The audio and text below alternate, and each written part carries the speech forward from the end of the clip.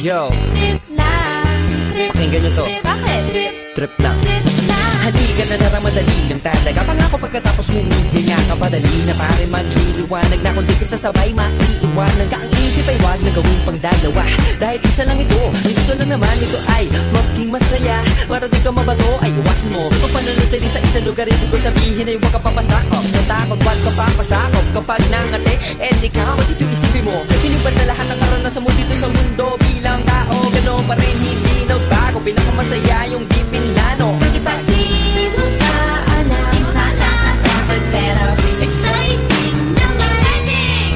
Yeah! Sumabay lang sipat na ng bahala.